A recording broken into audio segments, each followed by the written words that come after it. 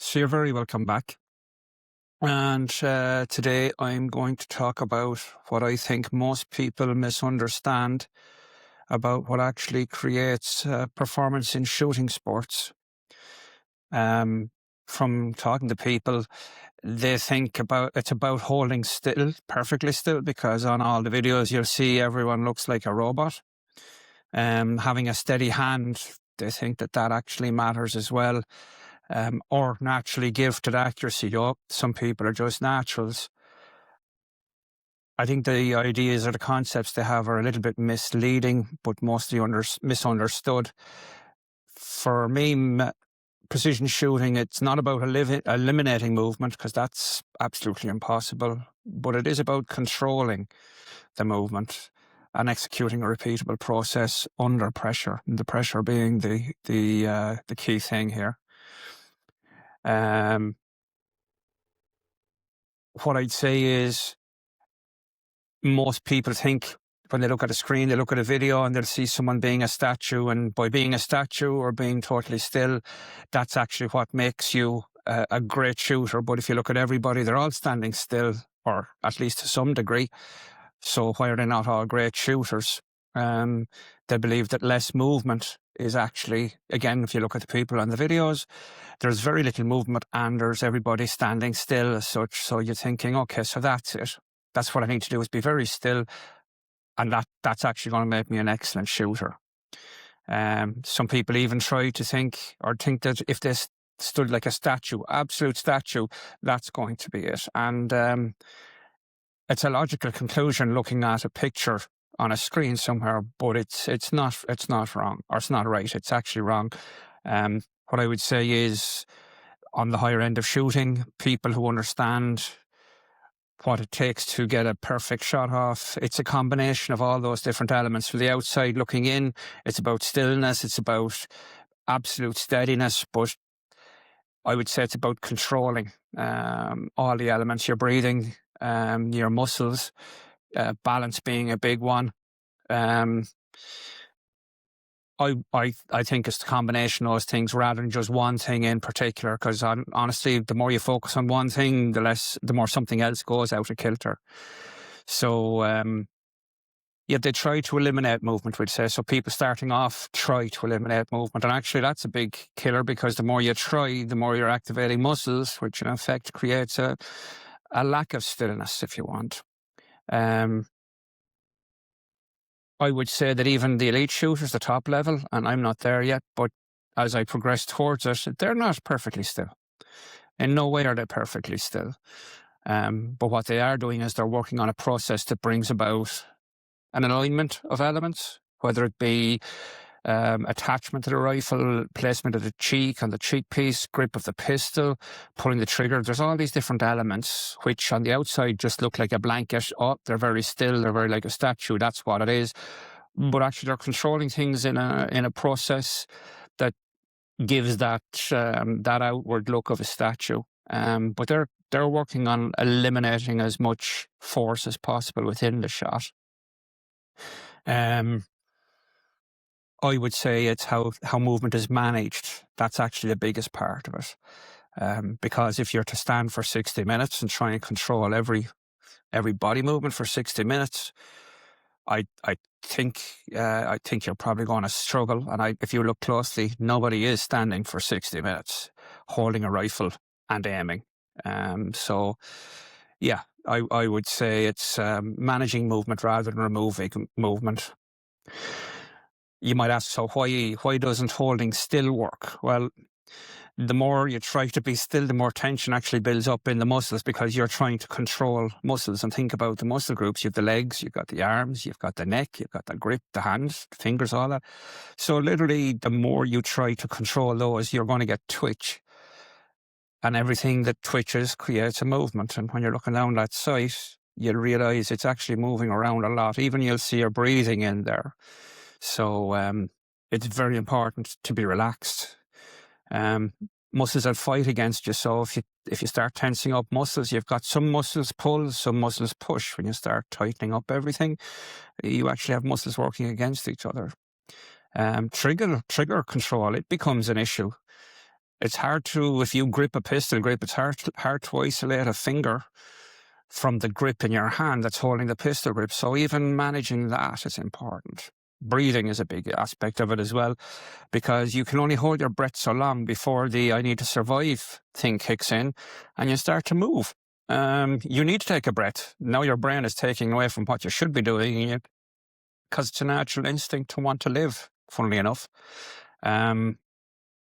So when you start managing all those elements and trying to control them, it actually becomes quite unstable.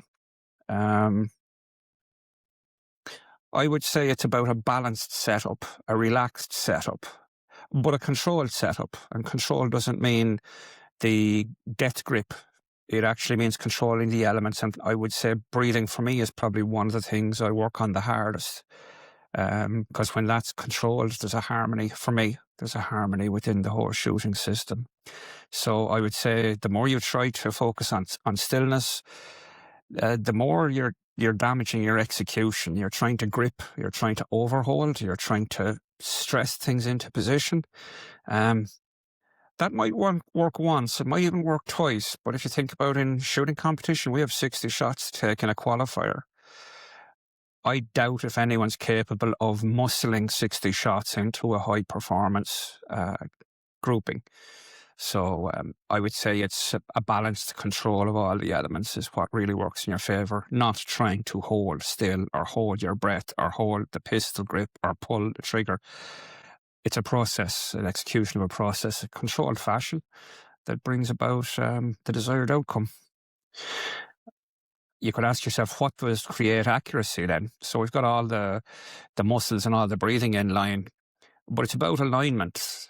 One of the things I love about this sport, the craft, you have to align everything in sequence, the correct sequence, to get the desired outcome. So, for example, gripping the pistol grip, if it's not as in the right place within the process, you're going to engage muscles, for example, in another part of your body you hadn't anticipated. So it's literally get your process correct. And the one that creates the least amount of energy within the rifle. That's what I would be thinking anyway. And then even when it comes to pulling the trigger, I saw a person starting out the other day and it was like television, of course. You pull the trigger and it's bang sort of thing. Well, they were wondering why their shots were always going off to the left or the right or anywhere except in on top of each other. And they were actually hauling the trigger. And I was explaining that with the accuracy you're talking about, it needs to be a very, very linear movement and a repeatable linear movement because it can actually move the barrel left or right. In our case, it wouldn't move it up and down as much because I'm on a spring. However, it will move it left and right, and that can affect the outcome. Timing. So any part of a sequence executed outside the timing, it's going to create a disruption too. So if I grip the pistol and go to first pressure and then put my cheek down on the cheek piece, I could actually pull the trigger. It's a light enough action between first and second pressure. So again, it's sequencing for me is very important. Doing the right thing at the right time in the right sequence gives the desired outcome. So moving on to plateauing, this was a concept that was handed to me early on, which is, you get to a certain level and then you'll struggle and then you work on an element and then it breaks that plateau until you get to another plateau. And I would say that maybe the longer you're at the sport, the more you realise this is something that happens and you don't get frustrated with it. But early on, people think they've hit the ceiling, and it's another aspect of that too, by the way, is you will find early on you will make greater improvements most often. And then after that, the progress slows down. But what it does happen is so for example, to get from shooting a 1 to shooting an 8, I would say is not as complex as getting from a 10 to a 10.5. it's close to the ceiling, the tolerances are a lot less, and the things that are putting you out of that ring, for example, the 10.5 ring, they are a lot less, so a little bit more scrutiny. But early on, it'll be, we get something right, most things right, and suddenly the numbers improve and we can't get any further, but we haven't tried to do anything about moving further. We're still doing the same things, and the concept is fire more lead, get better. And actually, I'd say that's a race to the bottom very quickly too. I would analyse things myself, so I would look at things like stillness. How still am I? How much pressure am I putting on the trigger? Things like that. That's where I would expect the gains to be got. That's where I got my gains very quickly, was, we'll say, butt placement. Getting the butt plate in the right position consistently.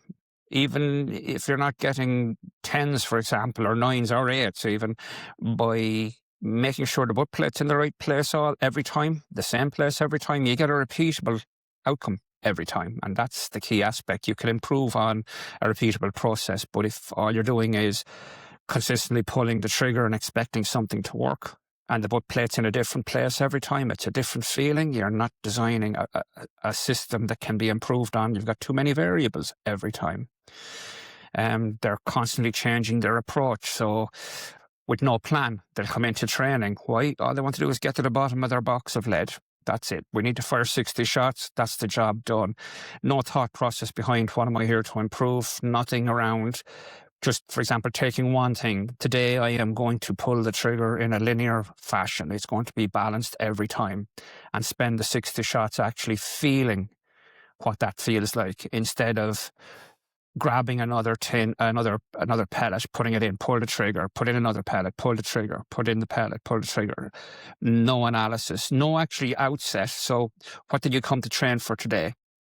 I would say don't make it about 10 things. Make it about one thing or two things that combine, that actually are going to benefit you. And at the end of your training session, sit back and go, did I achieve what I set out to achieve?